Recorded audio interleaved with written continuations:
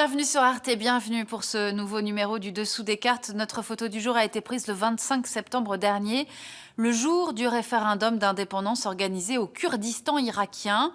Le camp séparatiste s'y est triomphalement imposé avec 92% des suffrages. Un vote et un résultat pour rien, non suivi d'effet. Pourquoi?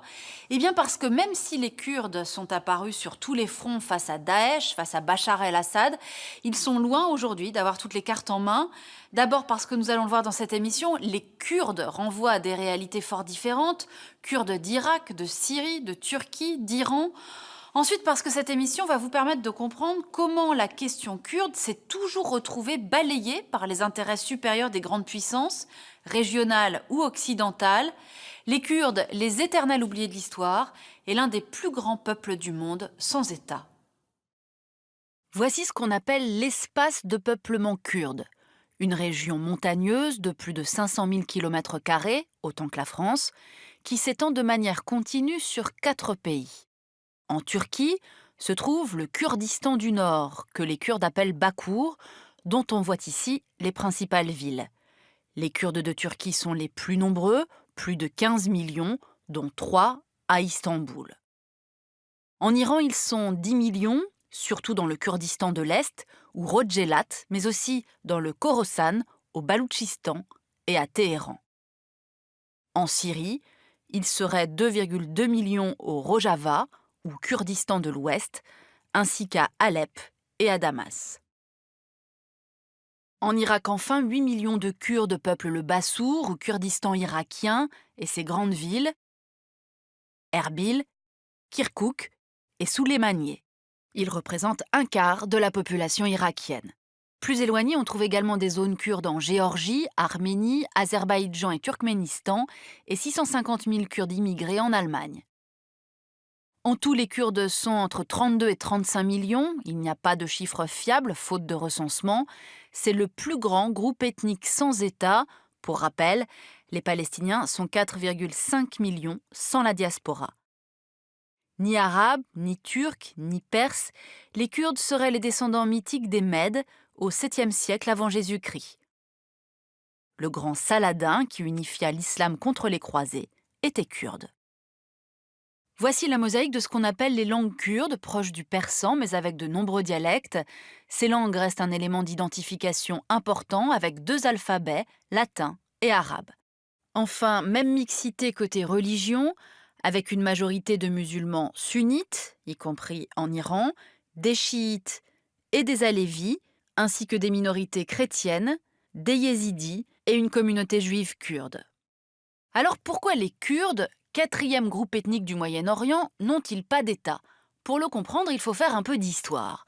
Au XVIe siècle, le territoire kurde sert de zone tampon entre les empires perses et ottomans. Ils y sont progressivement intégrés, tout en gardant leur autonomie.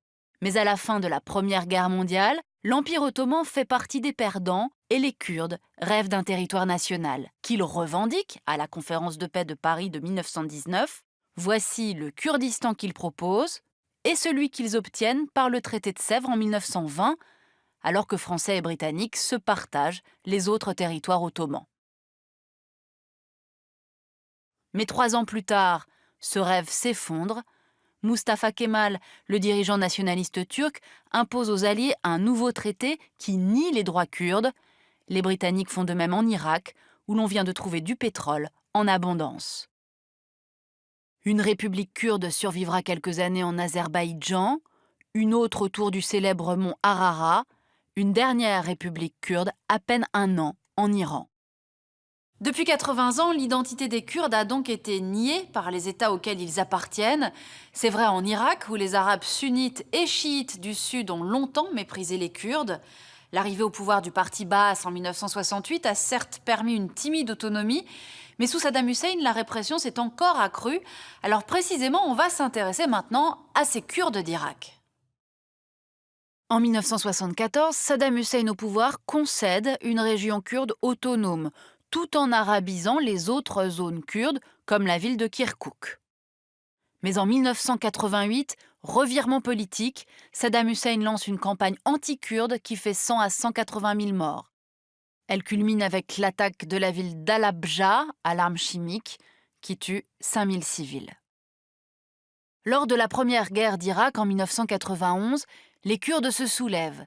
Les Alliés, venus libérer le Koweït, instaurent une zone d'exclusion aérienne au nord du 36e parallèle pour les protéger de l'aviation irakienne. Ce Kurdistan, de fait, va s'étendre en 2003 avec la Seconde Guerre d'Irak. À la chute de Saddam Hussein, les Peshmerga, les forces kurdes en Irak, contrôlent presque toutes les zones kurdes. En 2005, l'Irak devient un État fédéral. La nouvelle constitution entérine l'autonomie du Kurdistan, avec un gouvernement, le GRK, un président, Massoud Barzani, chef d'un des deux grands partis kurdes, le PDK, un parlement, une armée et des lois propres. L'autre grand chef de clan, Jalal Talabani, dirige l'autre parti, l'UDK. Il sera président de l'Irak fédéral de 2006 à 2014.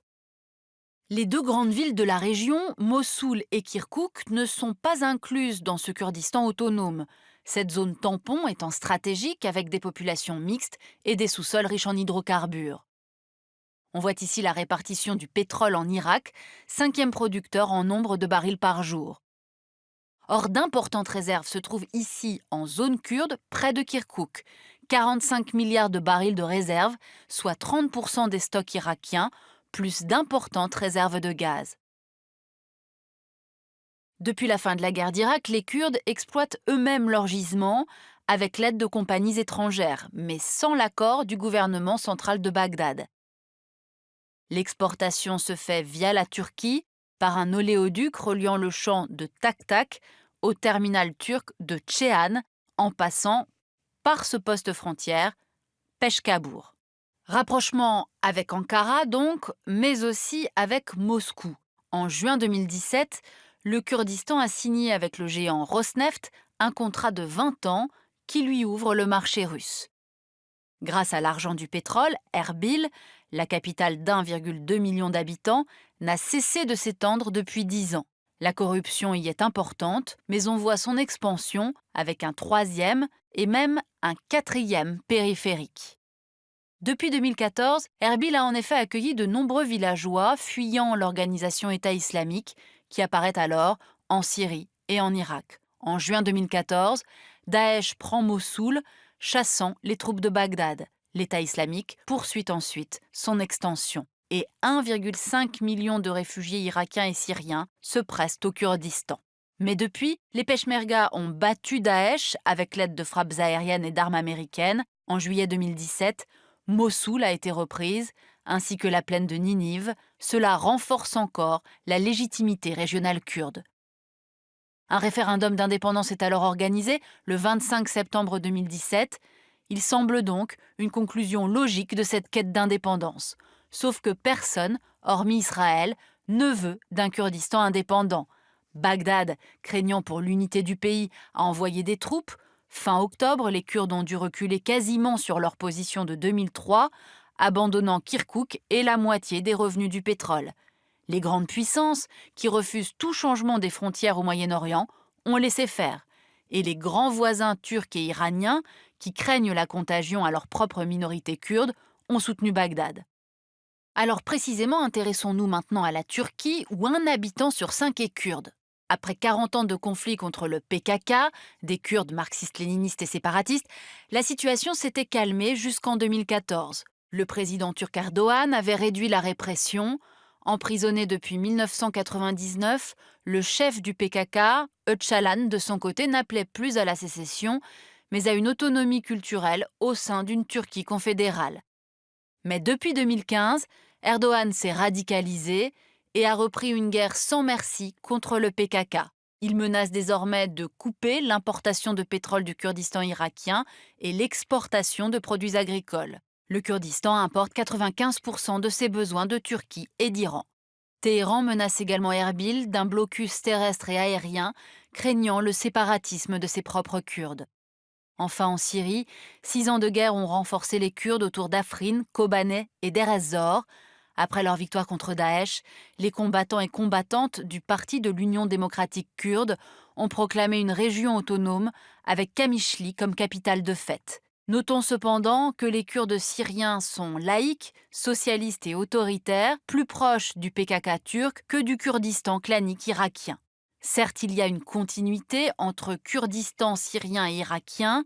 C'est d'ailleurs par cette route que les armes américaines pour lutter contre Daesh arrivaient via Erbil aux Kurdes syriens. Mais l'avancée des armées de Bagdad risque désormais de couper ce lien. En résumé, après avoir été sur tous les fronts face à Daesh, face à Bachar el-Assad, les Kurdes irakiens n'ont pas obtenu leur indépendance et se sentent aujourd'hui dupés par les pays de la coalition internationale. Par ailleurs, le référendum d'indépendance des Kurdes d'Irak n'a eu jusqu'ici qu'un effet d'entraînement limité sur les minorités kurdes dans les autres pays du Moyen-Orient. Bref, on l'aura compris, à ce jour, on semble bien loin d'un Kurdistan unique et indépendant.